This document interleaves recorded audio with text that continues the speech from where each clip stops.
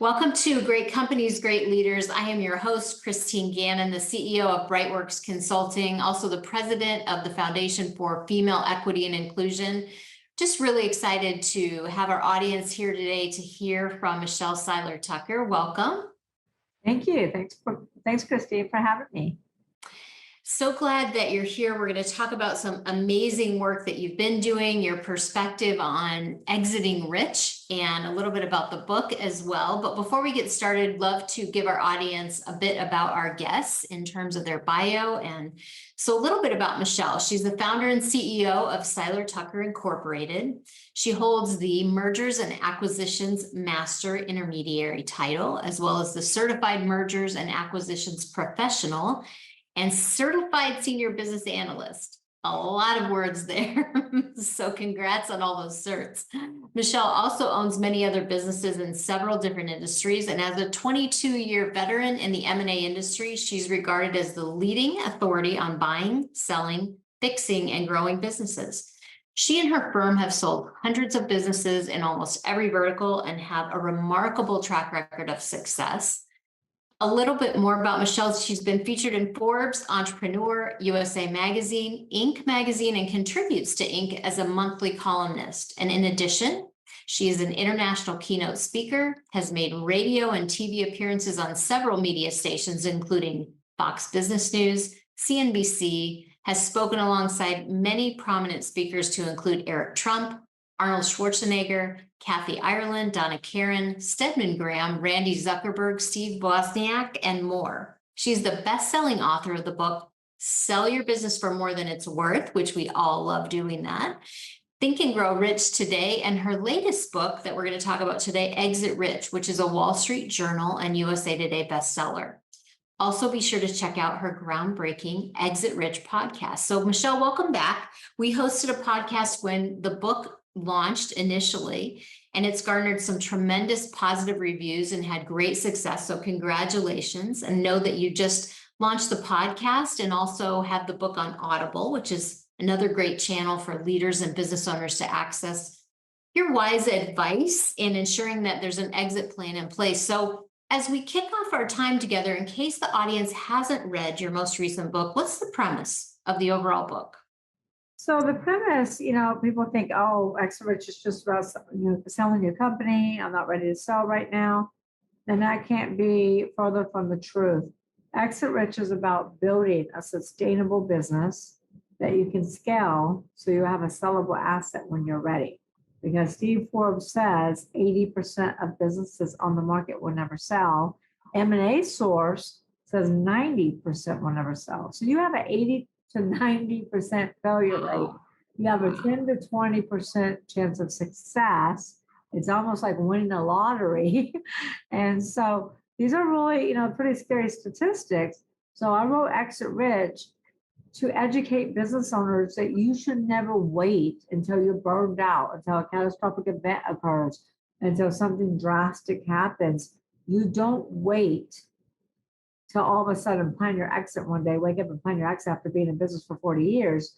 You should follow Stephen Covey's advice, my advice, start with the end in mind.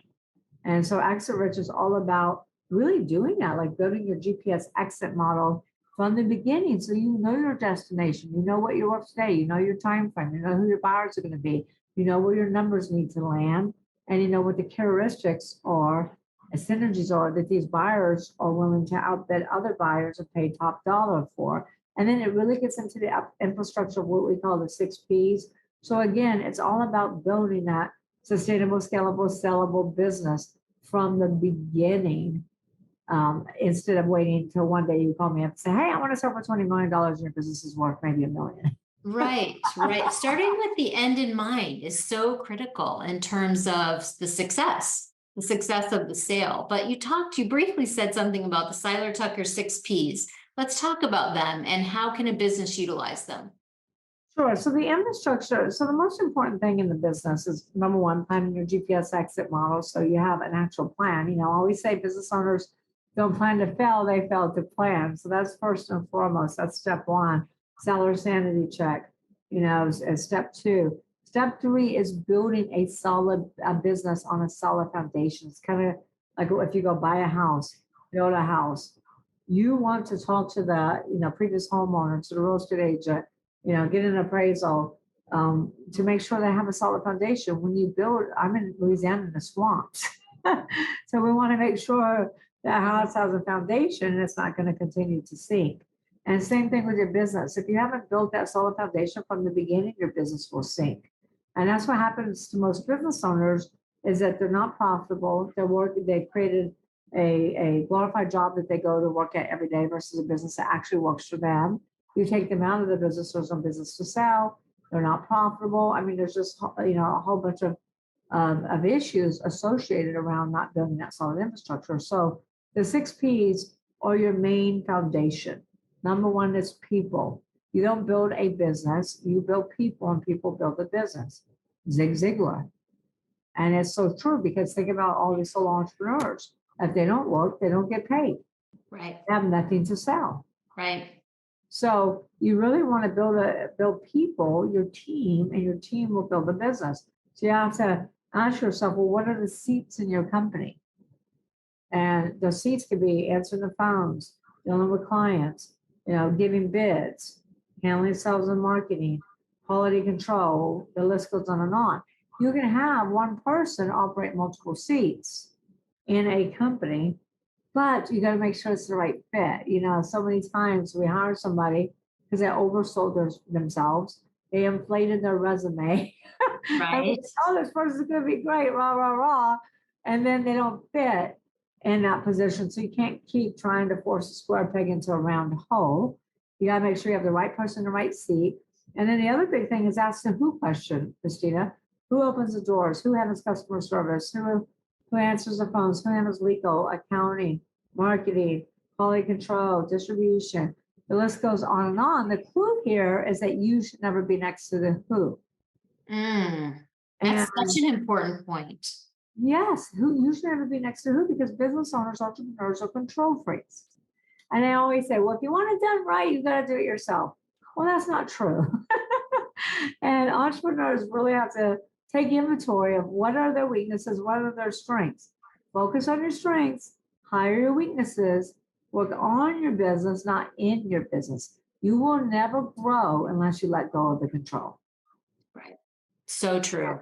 That's why we start with people. And it's so funny because my analysts, my team were creating all our prospectus and everything around my 6 Ps. And they go, well, we should lead with profits. I said, no, you should not lead with profits. That's the last P. That's not the first P. Because unless you do these 5 things correctly, you'll have no profits. Right. Right. And so the second P is product. This is your product, your industry, your service. You have to look at your industry, your product, your service, and ask yourself, do I have an Amazon and I'm in my prime? Right. You sell when you're in prime. Yes. You have a blockbuster, I'm about to go out of business. So that's very, very important, because there are a lot of dying industries, especially after this pandemic. Yes. And the other thing that gets business owners in trouble is they have one revenue center. Hey, restaurants, took a huge hit, and many of them went out of business and forced into bankruptcy because they have one profit center. They have one way to get paid. And that's why customers coming in and dining are taking food to go. Where's their e-commerce business? Specialized products in specialty grocery stores, where are their cooking classes? There's so many different things. If they threw the box away, it's not even about thinking outside the box, it's about throwing the box away. Right. And really, and every business, in my opinion, should have at least 3 to 5 profit centers, 3 to 5 ways you get paid, and they should be congruent revenue streams. You don't want to own a restaurant and then go open up an electrical company. Right. Right. Be congruent. And so the next one is processes. And processes are typically the biggest thing that business owners struggle with, because it's hard for business owners to sit down and write their processes. Yes. So processes are huge, because you have to have the people. But without good processes, your people are not going to be efficient, they're not going to be productive, and they're not going to be cost effective. So the biggest mistake that business owners make around processes as they think about themselves. What do I want? What do I want? And then they design their processes about what they want. A perfect example of this is doctor's offices. So What? true. And banks. Right. But doctor's offices, when are they open? Monday through Friday, usually 9:30 to 4. You Right. know, they'll close half a day on Thursday, closed on Friday, or maybe open a half a day on Friday. When do we all work? Right, exactly. So my husband and I own medical clinics together, and we ask ourselves, what do we want our clients, our patients to experience? And this is how we need to change the question. You want different results. You have to change the question. You have to change the Yes. thinking. You have Yeah. to change your perspective. And McDonald's did this back in 1940s. And McDonald Brothers, I don't know if you've ever watched the movie The Founder. No, I It need is, to. it's a fabulous movie. I recommend every single entrepreneur watch the movie The Founder, based upon the McDonald's story and how Ray Kroc came in and took the business and grew the business. And so Ray Kroc, is brilliant. But McDonald's back in the 40s said, listen, we want to create a fast food restaurant because there isn't one. There's dine-in restaurants and there's drive-up, like Sonic type restaurants. And they said, we want to create fast food processes, systems around a customer experience. And then they said, well, what do we want our customers to experience? Well, we want them to experience great tasting food that's hot, fast, 30 seconds or less. Right. And that's when they actually went to empty tennis courts. Really? Took their entire team out there and they drew out their processes, and they had the entire team running around. They were all bumping into each other and so inefficient. And they had one of the McDonald brothers up on a high ladder orchestrating how these processes should flow.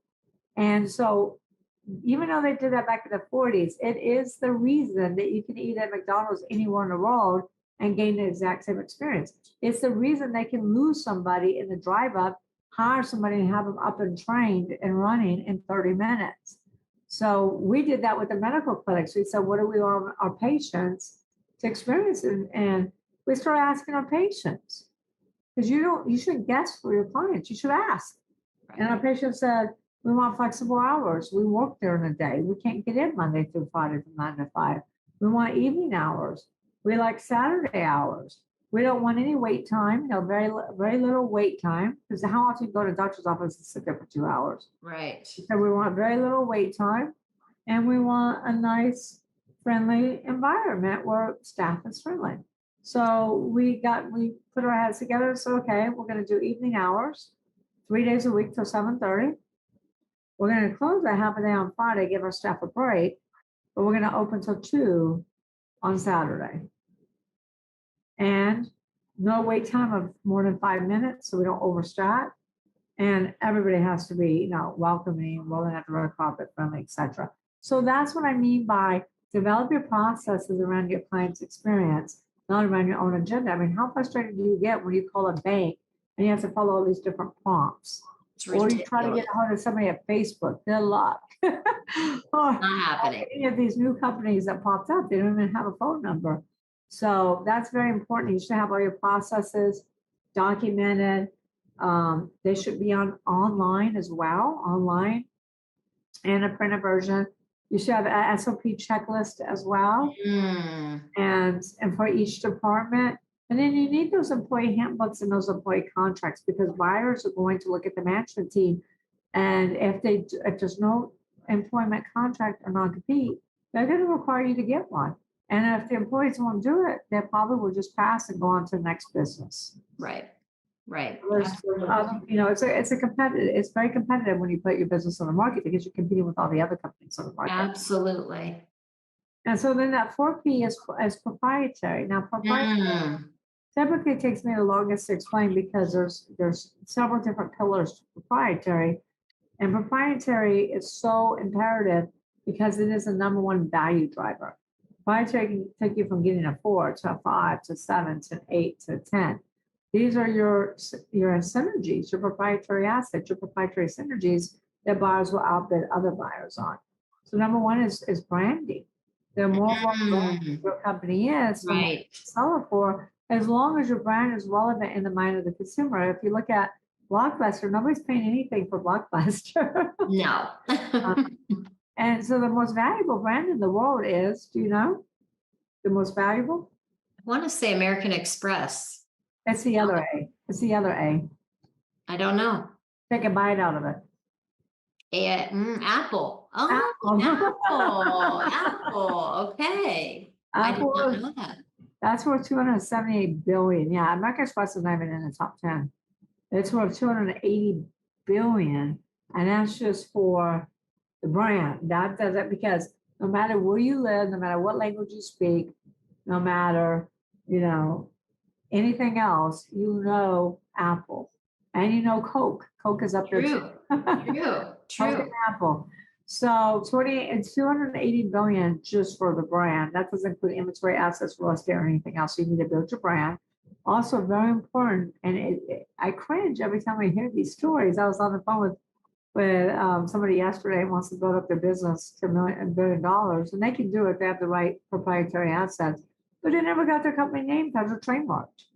Oh my goodness. So a lot of business owners get so excited because they'll think of a name, and I get that way too sometimes because I'm a creative person.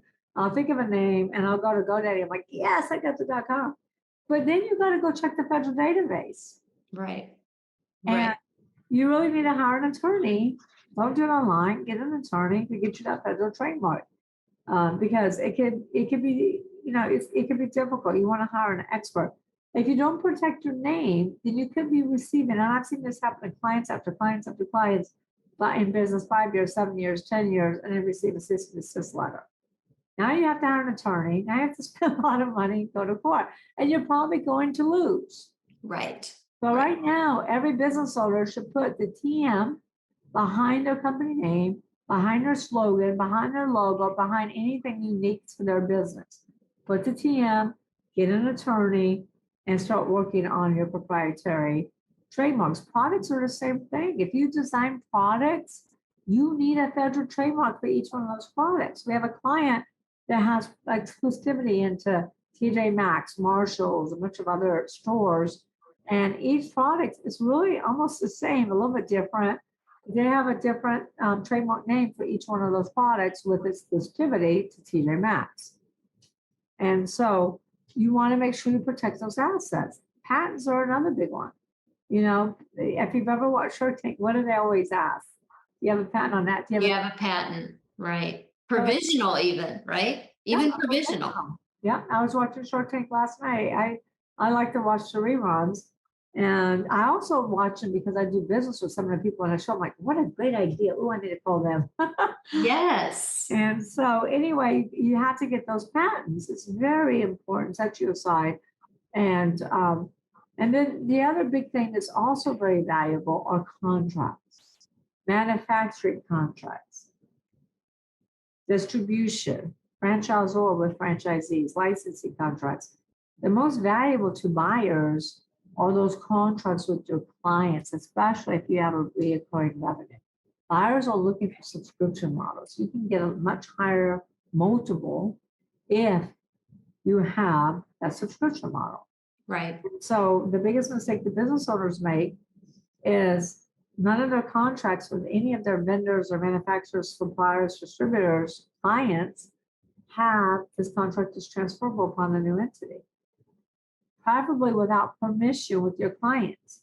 Because if you're giving your clients permission, then that's a big problem. Because let's say you want to sell your business. 98% of all sales are asset sales. If the buyer doesn't agree to a stock sale, you have to go to each one of your clients. We have a media company that has 2,000 clients.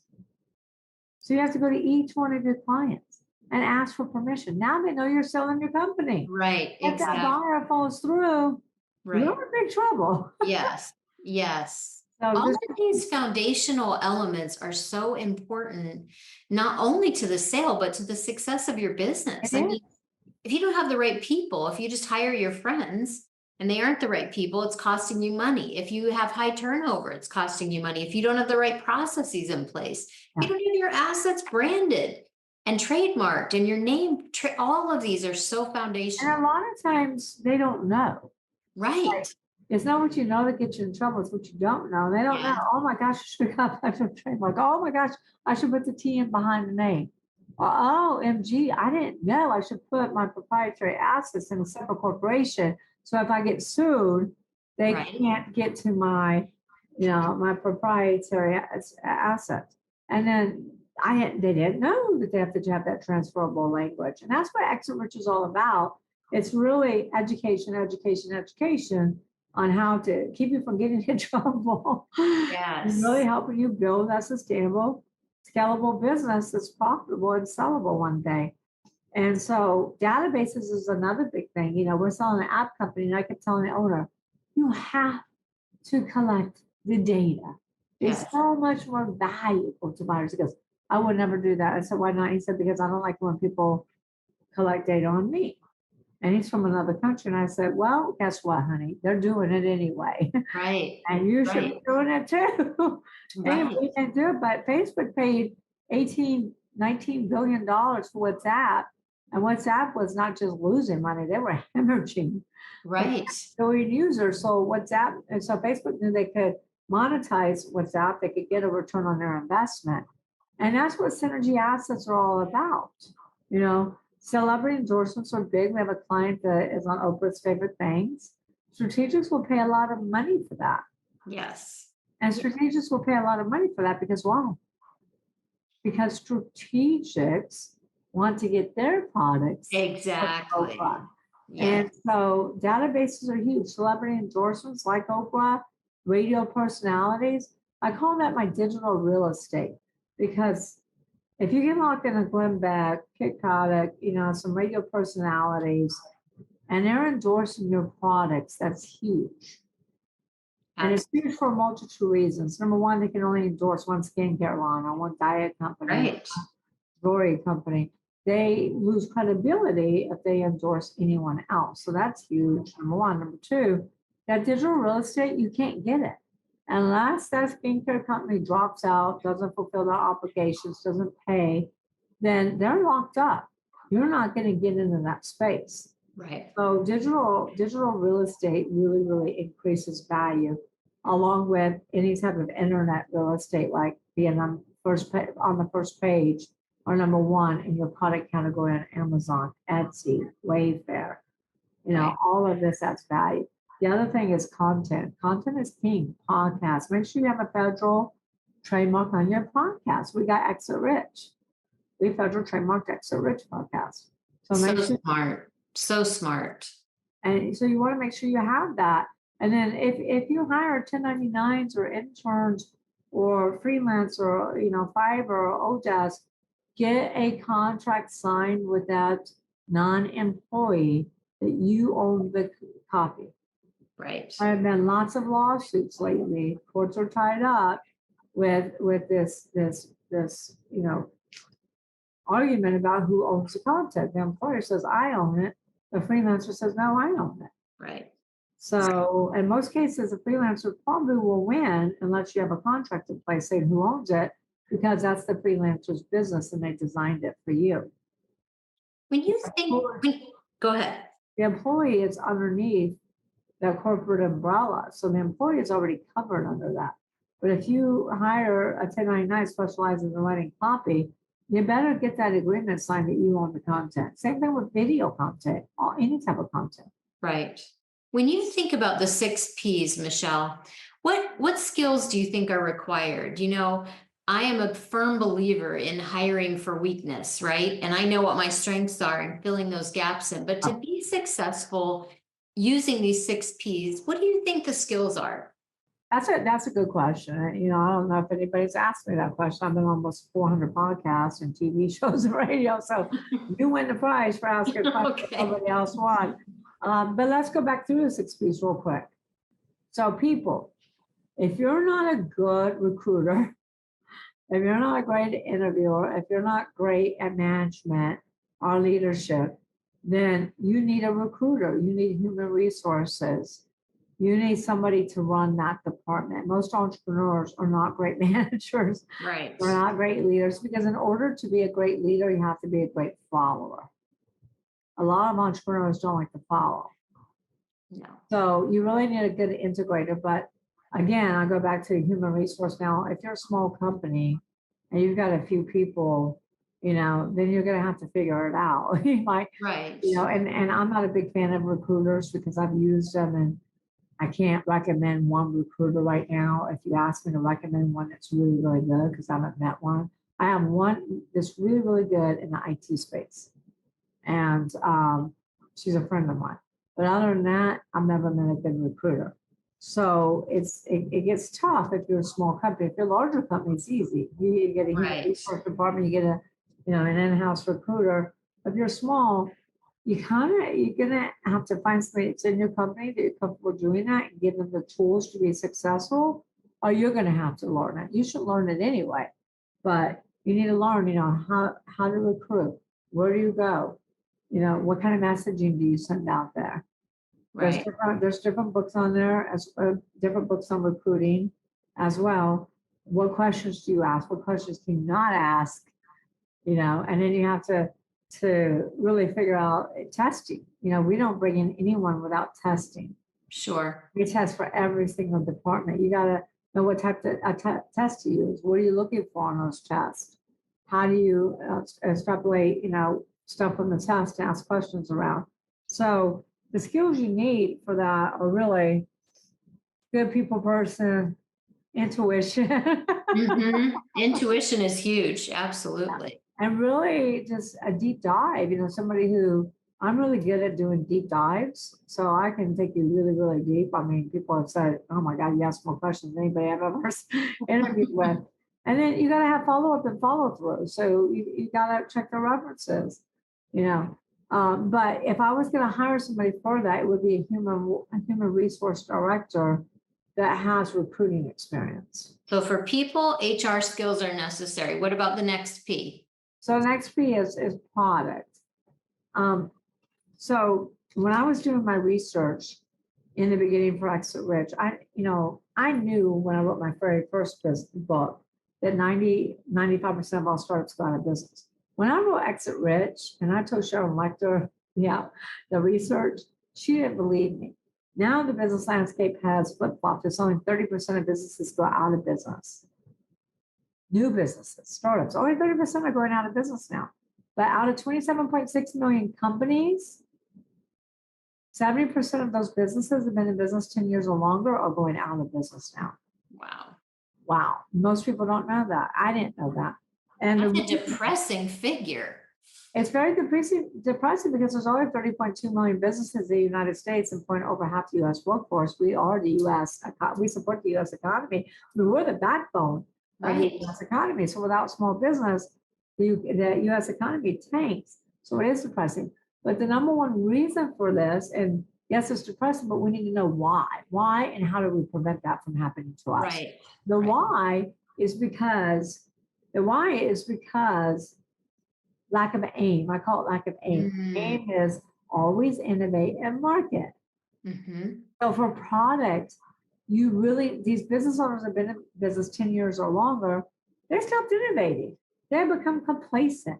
They want to keep doing things the way they've always done.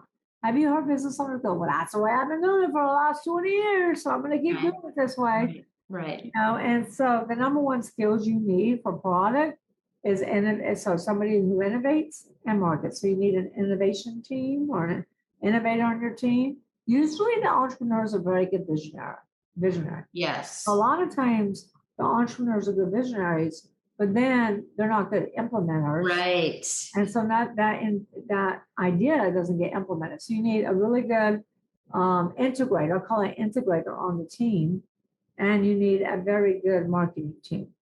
So integrator marketing. Okay. On the process team, there's lots of different ways to write processes. One of the companies I own in Texas, they said, look, we're having our employees do it. That way they buy into it and they can help teach us. So we're having the team leaders do it, the managers. And that's good because I do buy in on it. They're the ones teaching on it, but you got to go back in and make sure that, the devil's in the details. So you got to make sure the details are there and cross the T's and dot the I's. But there's process experts like integrators. Take that vision. They'll hopefully take the customer experience in mind when they're creating these processes. So that's usually an integrator too, or a really good COO. Okay. They can write those processes. As far as proprietary, legal, legal, legal, legal, legal. Yes. Yes. Do not skimp on legal resources ever. No, don't. And that's where people try to save money. They try to save money on legal marketing. Without marketing, you're not going to be in business. Without legal, you're not going to stay in business. Right. Right. Good And point. it can get a lot worse without legal. You can find yourself in bankruptcy. You can find yourself being sued, and so Absolutely. many other things. So then the fifth P is patrons. This is your client, your client base.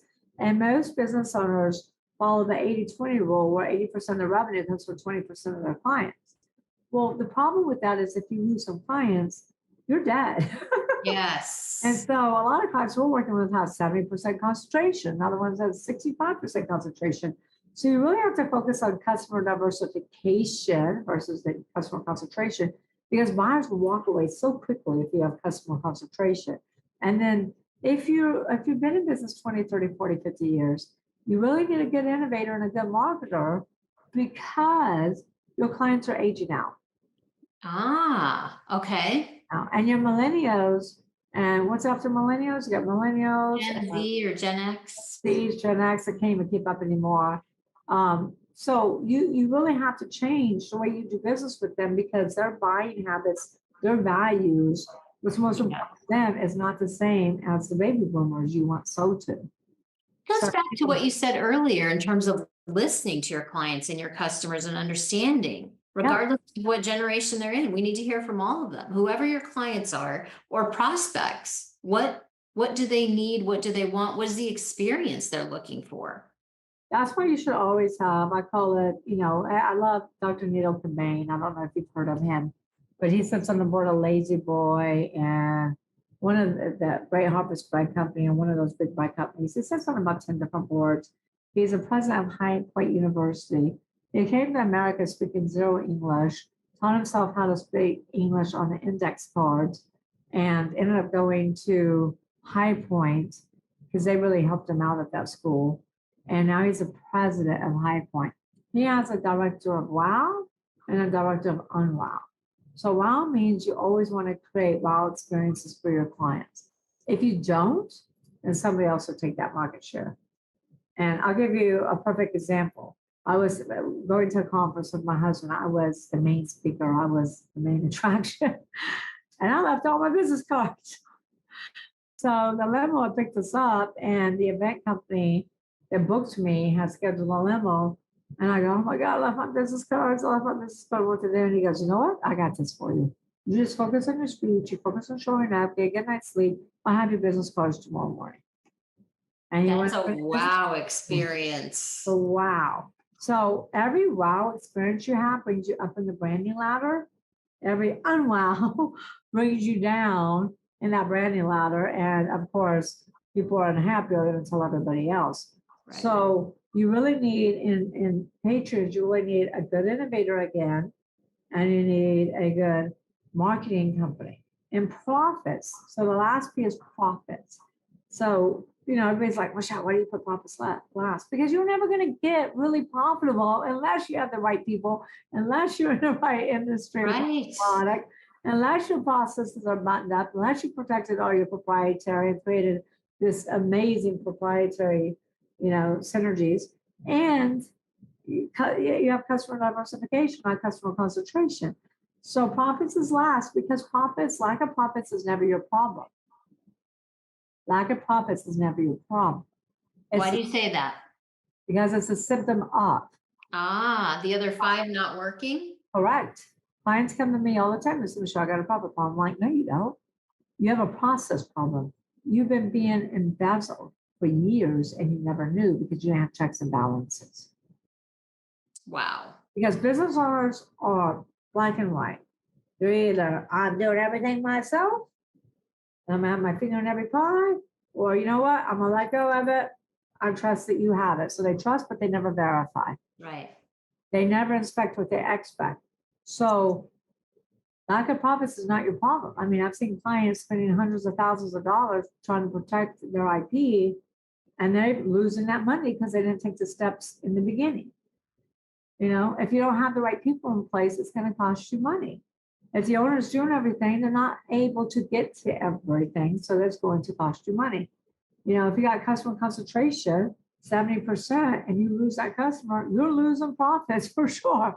If your processes are not buttoned up and tightened, you're losing money. So lack of profits is the symptom. If you operate on all 5 Ps, and you operate really, really well, like a well-oiled machine on all 5 Ps, you're going to be profitable. Yes. I challenge anyone to operate on all 5 Ps, not be profitable, and come see me.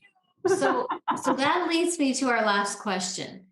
For business owners who started their business without these 6 Ps, for business owners who started, and they don't have an exit strategy, they haven't looked at the 6 Ps, is it too late if they're in their business? Is it too late? It's never too late unless you quit. Okay. So absolutely not. Go pick up Exit Rich, get the print version. It's at every bookstore, every Hudson bookstore at every airport. It's at 99 locations in every major city. You can get the audio version now, the Audible version, and it's never too late. It's too late when you quit. So it's funny because Sharon Lecter and I were launching Exit Rich in April of 2020, this little thing called the pandemic happened. And minor detail. Minor detail. We had to pivot like everybody else because we had all these speaking engagements lined up to sell books. And guess what? That didn't happen. So we had to pivot. So you got to pivot. You got to go back and do the work. So during that time, we pivoted and we were selling the PDFs of Exit Rich. So we were selling Exit Rich and we're sending the PDF first. When the book comes out, then we'll send you the book. And so I have companies that have been in business for 15, 20 years. I have a media company called us up and said, look, or sent us an email and said, I read your book and I thought I knew everything. I just learned I don't know anything. And he said, and I just learned we've been doing it all wrong. He said, but today's a new day. We're going to take your book. I've taken each chapter of the 6 Ps. I've given it to my department heads, and we're doing everything by your book from now on. That's amazing. I had a big time pharmaceutical company call me and said the same thing. And they have some new products developments that they're doing in curing cancer.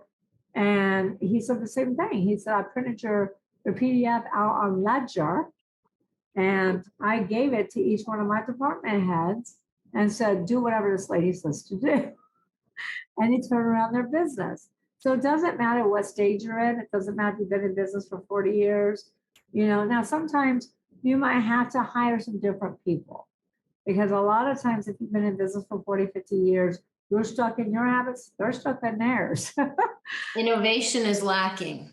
Innovation is lacking. So sometimes you have to get some new blood into the company, but it's never too late to start. It's only too late when you quit. Okay, that is great advice. You've given some tremendous advice. And I think thinking about the examples you gave, you don't know what you don't know. So for someone who's been in business a long time, to that example you gave, who said, I thought I knew everything, you really don't know what you don't know. I've read your book and I didn't know everything, but I learned a heck of a lot. And I'm super grateful that you wrote it. I really, really am. Yeah, so thank you. So in closing, how can people find you, Michelle? So everyone can go to STI, which stands for Seiler Tucker Incorporated, STI at 360.com, because all my websites are there, my books are there. You can go there. You can also just go to seilertucker.com. But at STI, we have Seiler Tucker, we have Seiler Tucker Academy. You can take the 6P quiz and see what your strongest and weakest Ps are. There's a valuation calculator. And also, listen to our podcast, Exit Rich Podcast. You can connect with me on social media, LinkedIn, Facebook, Twitter, Instagram, we're everywhere. And, make sure you go out there and get the Exit Rich book. We also have a new program. I say it's new. It's been in the works for a while. We've got several clients in the program, and it's called Road to Exit Rich. Road to Exit Rich. And this is really a get in the weeds mentor consulting program to get your business ready for sale. Okay. And this is anything from $1 million corporation to companies that want to sell for $1 billion. Okay, fantastic. I bought 10 copies, by the way, and I give them out as gifts because when I read it, I knew, as an entrepreneur, as a business owner, we all need that. We all need the advice that you're giving. So it's fantastic. So I'm really encouraging our listeners, whether it's an Audible version, it's on Kindle, it's a hard copy. If you're in the airport, pick it up. It's great content. So Michelle, thank you. Thank you for coming back. Congrats on all your success, and we look forward to having you back again. Thank you so much, Christina. And thank you for buying multiple books. That means a lot to me. I'm honored. Thank you. Brightworks Consulting hosts this podcast and YouTube channel to spotlight the leadership around the world that is changing lives. Brightworks offers a myriad of consulting services in the public and private sector, to include diversity, equity, and inclusion solutions for any size company. You can find us at www.brightworksconsulting.com. We're honored to have Best Companies AZ as a presenting sponsor for this podcast. Best Companies AZ is your #1 source for regional employer branding. You can find them at www.bestcompaniesaz.com.